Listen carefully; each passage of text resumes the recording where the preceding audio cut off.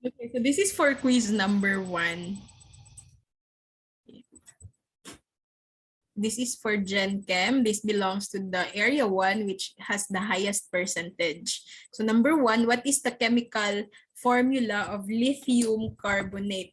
So we will just follow with the process na tinuro ko sa inyo. So lithium and then carbonate is CO3. And then after that, let's identify the charge. Lithium belongs to the group 1 in the periodic table. So definitely this is positive 1. Carbonate is negative 2. If you still have your copy for the polyatomic ions, you can use that mag-review na magsugod-sugod karon kay daghan kayo na sila. Now, this is not equal to 0. This is equal to -1. Thus, we need to do the crisscross. So, the correct answer here is lithium carbonate. So, no need to write the carbonate inside the open and close parenthesis. So, okay lang ganito ha. Supposedly, subscript yan siya. Pero mahihirapan tayo sa Schoology maglagay ng subscript. So, Li2CO3 na lang siya. Hindi na siya naka-subscript. Next. Predict the products of the reaction and balance the equation. So before you can balance this equation, you have to identify first the chemical formula of the given. The first one is magnesium chloride. So magnesium and then chloride. Magnesium is +2, chloride is -1. Crisscross. So the correct chemical formula for magnesium chloride is MgCl2.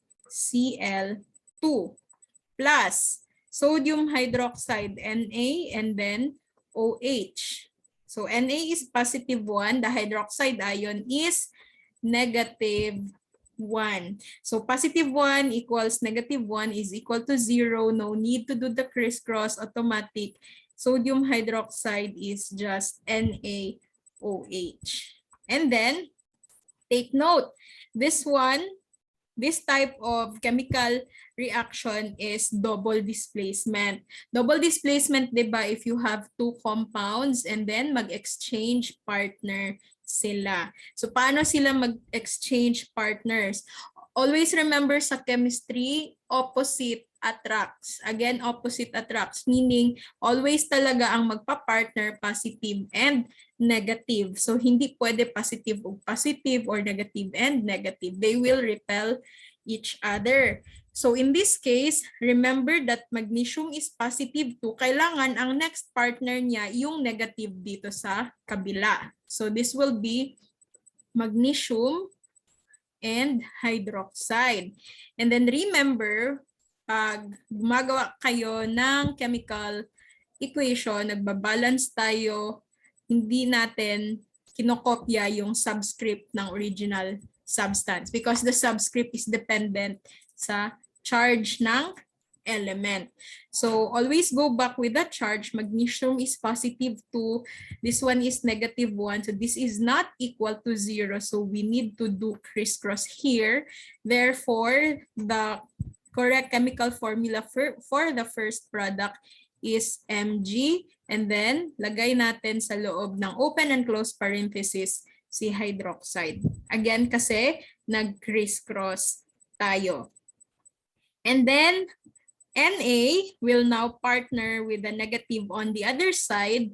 So you will have your NaCl. So bisan pag di na ko ipakita ng paano na siya nahimog NaCl, kabalo ko nga si sodium chloride, kabalo mo na NaCl. Okay?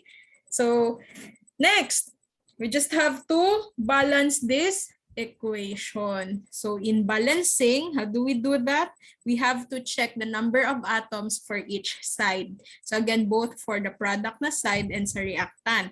So we have magnesium, the chloride, the sodium, and I hope you can still remember that when I do the balancing, I don't separate the elements in the polyatomic ion. Why? Kasi the OH here in the reactant na side is still the OH here. OH pa rin siya. So we have magnesium 1, chlorine 2, sodium 1, OH 1. On the other side, magnesium is 1, but OH is now 2. Yan, nakikita niyo yan siya sa subscript. And then 1 Na, 1 Cl. So ang hindi balance dito si Cl and si OH. So I can write 2 here para OH will become 2, but Na becomes 2 here also. So I will place 2 here on the other side. So sodium will become 2, and then Cl also will become 2 atoms, 2 molecules. This is now the correct answer. Again, this is now the balanced equation. One molecule of magnesium chloride reacting with 2 molecules of sodium hydroxide will yield 1 molecule of magnesium hydroxide plus 2 molecules of sodium chloride. Okay, questions? Questions about Ani? Wale? Sure na? Kiha, wala. So number 3, who coined the term atomos? Sino coin ng term na atomos? Wrong spelling, wrong, syempre. This one is coined. Okay, Democritus. He was the one who used the term atomos that is included in the history sa atoms. And then, answer ko na ito kanina, si John Newlands. You can just answer Newlands or you can complete the name, John Newlands. Ano na? Final answer? Final answer sa unsa, Sarah? Final answer sa balancing equation? Okay ra. Kung balance equation na diretso, no problem. I just want to see the balance equation. Next, classify the following, number 16 na siya. Classify the following whether they are intrinsic or extrinsic property of matter. I hope nag-watch kayo ng video ni Sir Franz na Selim about this. I think included ito sa discussion niya, no? Para madali ang ato ang life, in for independent. So intrinsic for independent, which means it doesn't matter how much substance are you how much substance are you taking into consideration. So it doesn't matter how wala siya nag-change bisag napakay isa ka balding tubig or isa ka drum nga tubig, as long as that property does not change, intrinsic property yan siya. Pero if the property changes according to the amount of matter, extrinsic yan siya. So, dependent. So, itong weight, syempre, pag maraming matter, tataas ang weight. Diba? Kung madugangan atong fats, mataas atong weight. Manang ginaingon sa extrinsic property. Dependent siya. So, this is B, extrinsic.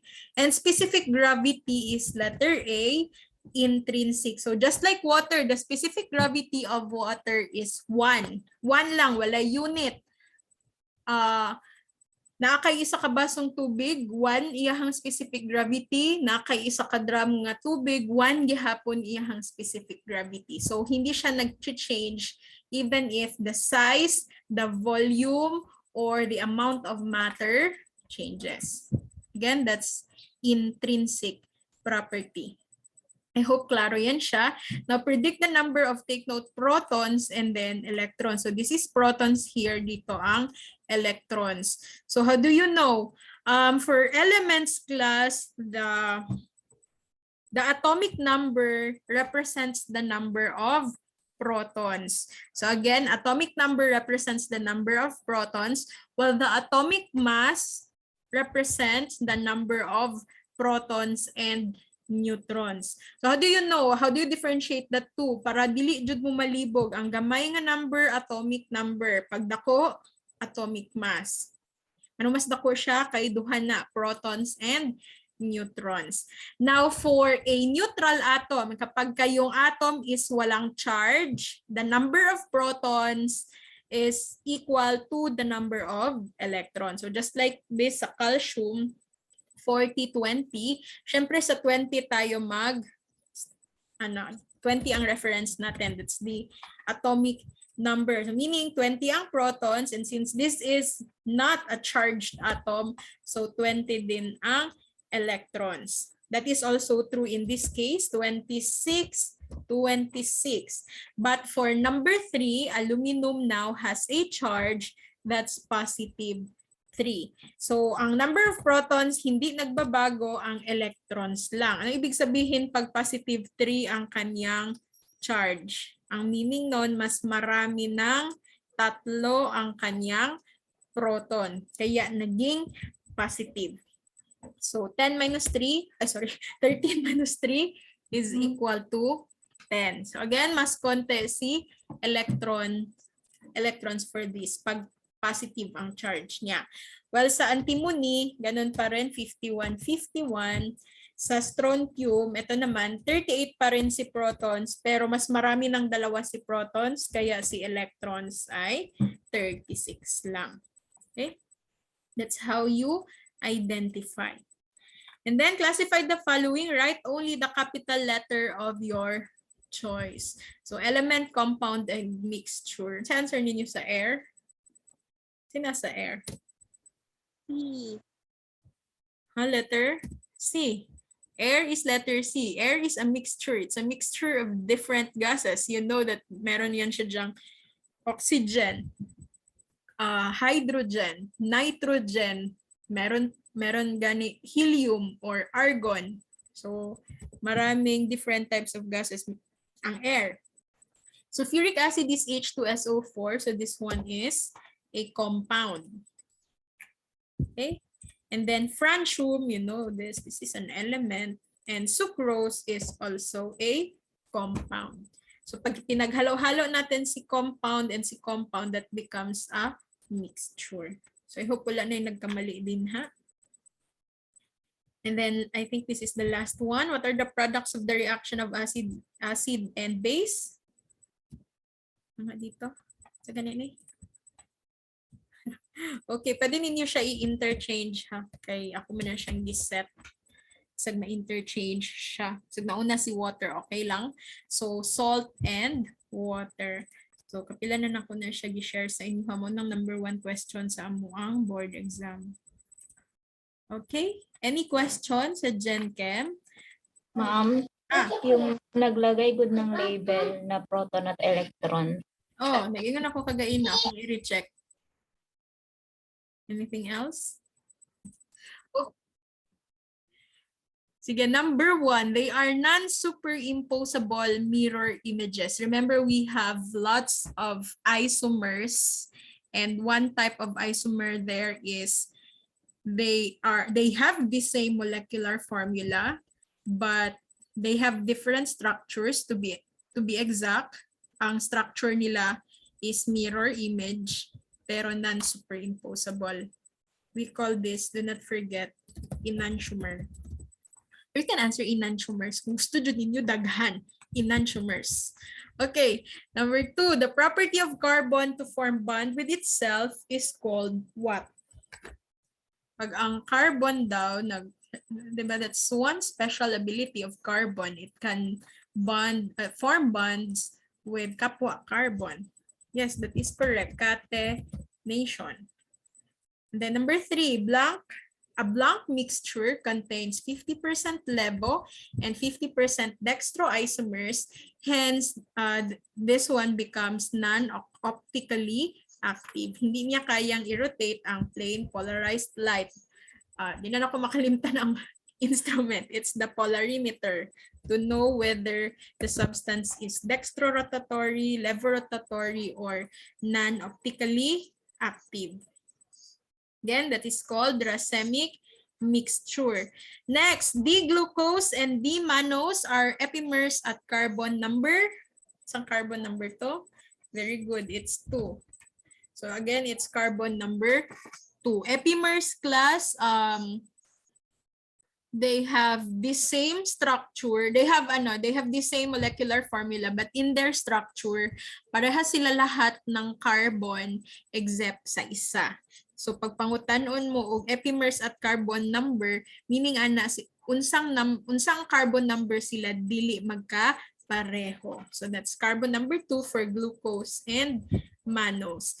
Now this one, orthosilane and parasilane are examples of what type of isomer? Sa example ani. Very good. This one is position isomer. Pag chain isomer, straight chain ba siya or branched katong na ay prefix sa name like N, iso, neo, kana. That's chain isomer.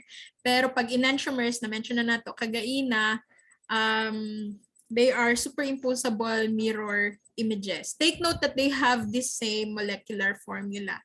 And then functional isomer, they have the same molecular formula pero different ang ilahang structural formula because they have different functional groups. Okay? Pero in this case, ortho and paraxylene are examples of position isomers. It's more on the position of the branching or the position of the bonds, especially multiple bonds, double bond, or triple bond. Next, a carbon that is bonded to 4 different functional groups is called what? Okay, very good. This is called a chiral carbon. Chiral carbon na siya, ha? And then, number 7. Ano ito? I-solve din yan eh. Aromatic. Sure? This is actually the structure of anthracene, no? Pamihatag ng niagi. Pero if you really want to solve using the Haeckel's rule para sure ta, what's our formula? 4n plus 2 equals pi electron. So we are going to solve for the n. The pi electron here are the number of electrons involved in the double bond. So we have 1, 2, 3, 4, 5, 6, 7, 8, 9, 10, 11, 12, 13, 14. So all in all, we have 14 pi electrons. Let's transpose the 2 on the other side. So this becomes 12 divided by 4. N is equal to 3. So this one is a whole number. And pag whole number, it means that the substance is aromatic. So very good. This one is an aromatic substance. Next, they are different compounds with the same molecular formula. I think na-mention naman ako ni Kagaina. We call this isomer. Isomer or isomers. Always remember that. Pag the same ilang molecular formula, different silang compound, that different ilang structure, isomer or isomers ang tawag ana. But we have different types of isomers. Next, what is the empirical formula of butane? Remember, pag sinabing empirical formula, ano yun siya? Simplest formula. Meaning you have to reduce it. Kung sa math pa niya, fraction, i-reduce siya sa lowest term. Kung sa math. Pero sa OrgChem, simplest dapat siya. So this one is the, what do you call that? Condensed formula or abbreviated formula of butane. So CH3, CH2, CH2, CH3. If we are going to write the empirical formula, actually mag-start muna tayo kay molecular formula kasi si molecular formula is the summary. So i-summarize muna natin lahat ng atoms dyan and i-identify natin how many atoms sa each elements are present. So in the case of carbon, that's 4. For hydrogen, that is 3 plus 2, 5, 7, 10. C4H10. But take note that this is the molecular formula. So paano si empirical formula? Again, i-simplify natin sila. Paano? You have to look for the lowest niya na factor. So, di ba? Kung pangitaon na to, what is the lowest factor, ani? It's 2. So, this becomes now 4 divided by 2. It's 2. And then 10 divided by 2 is 5. So, kung tanawon na to, C2H5, wala na sila parehas na factor. So, we cannot reduce this now. So, muna ni siya karon ang answer. Empirical formula na niya. C2H5. Okay? So I think may nakita ako nag-answer ang ibang answer C4H10. That is just the molecular formula, not the empirical formula. Now how about alpha and beta glucose are what specific type of isomers? Ano silang duha? Alpha o beta? Mo itong na sa taas, nasa ubos. Kung naka-Haworth projection ka, kung alpha nasa baba imuhang OH sa carbon number 1, pag beta nasa taas. Okay, very good. This is what you call anomer or anomers. So mga ano ni sila ha? Simple lang ni sila nga question, pero nagagawas na sila sa boards. Okay? Anything else? Questions, clarifications?